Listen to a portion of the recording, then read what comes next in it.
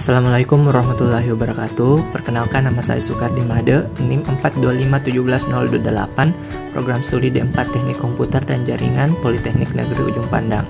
Nah, pada video kali ini saya akan membahas tentang jurnal internasional yang berjudul Hybrid Recommendation System for Tourists, yang diambil dari Jurnal International Conference on E-Business Engineering pada tahun 2013.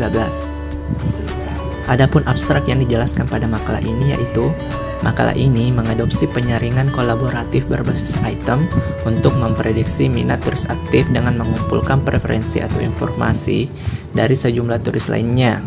Mekanisme yang diusulkan yaitu mampu memprediksi himpunan tempat-tempat pariwisata yang direkomendasikan dari tempat-tempat pemeringkatan atau rating yang diperoleh, seperti rating 1 hingga rating 5 untuk turis aktif yang melakukan perjalanan dari tempat sebelumnya.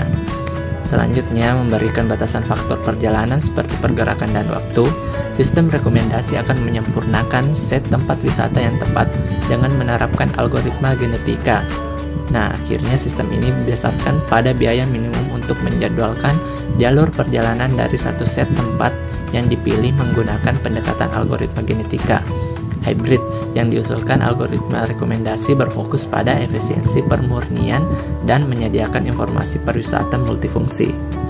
Selanjutnya, table of contents. Adapun konten yang akan saya bahas yaitu pertama introduction, yang kedua tourist recommendation, yang ketiga hybrid experiential evaluation to hybrid architecture and its evaluation, dan yang keempat itu adalah kesimpulan atau conclusion. Introduction.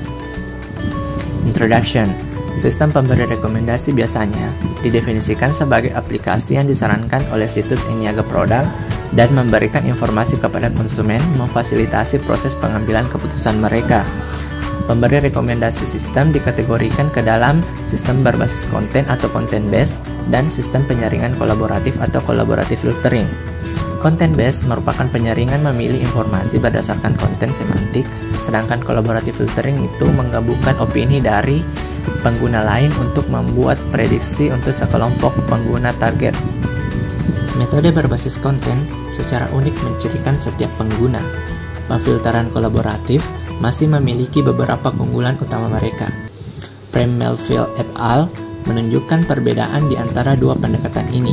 Yang pertama, pemfilteran kolaboratif dapat bekerja dengan baik di domain yang jumlahnya tidak banyak konten yang terkait dengan item, atau di mana konten tersebut berada sulit bagi komputer untuk menganalisis seperti ide dan opini, dan lain-lain. Kedua, memiliki sistem penyaringan kolaboratif merupakan kemampuan untuk memberikan rekomendasi, dan itu bisa merekomendasikan item yang relevan bagi pengguna, tetapi tidak berisi konten dari profil pengguna.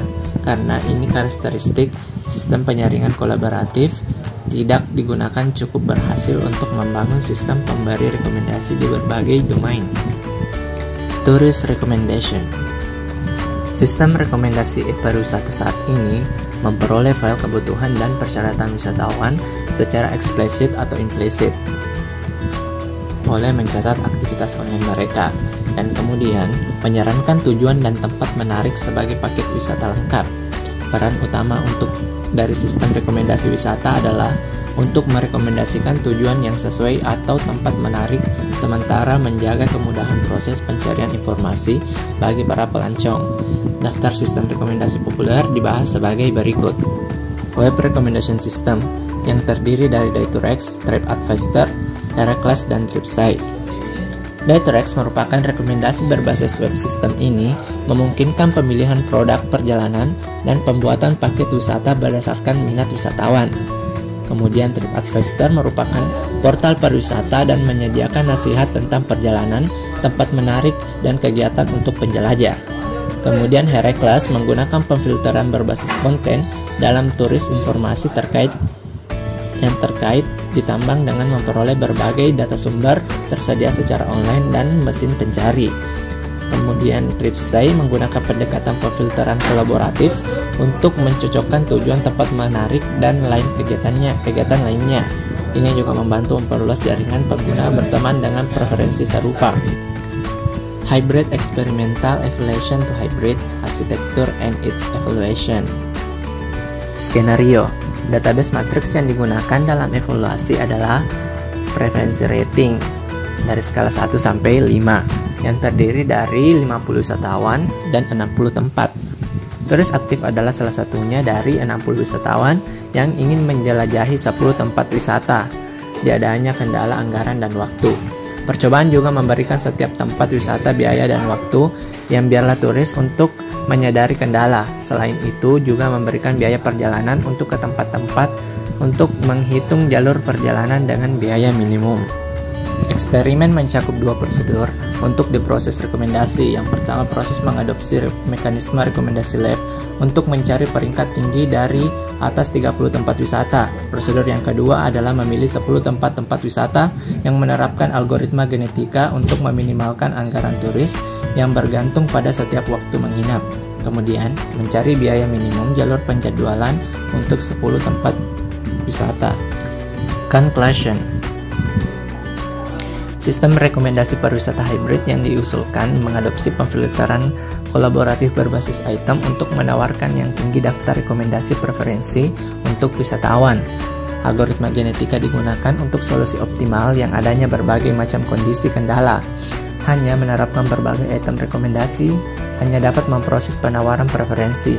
Mengadopsi algoritma genetika untuk mencari semua ruang perlu dipertimbangkan masalah efisiensi.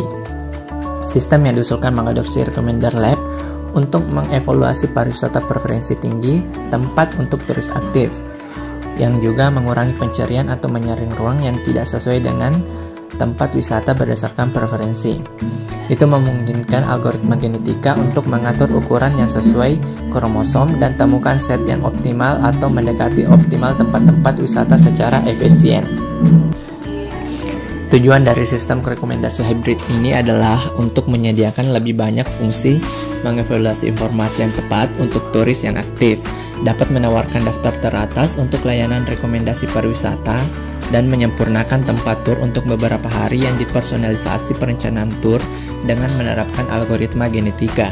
Akhirnya sesuai dengan biaya rute dan tur yang dijadwalkan rekomendasi dibuat oleh algoritma genetika.